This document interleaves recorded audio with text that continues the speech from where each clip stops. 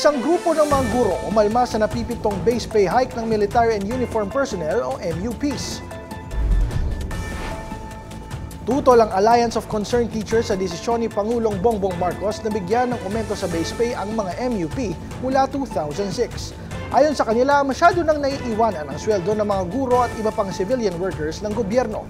Sabi ni ACT President Ruby Bernardo, ang desisyon ay isang politically motivated move sa kabila ng mga umuugong na balita tungkol sa destabilisasyon at coup rumors. Mas mainam daw i-allocate na lang ang pondo sa edukasyon at pangkalusugan ng mga mamamayan.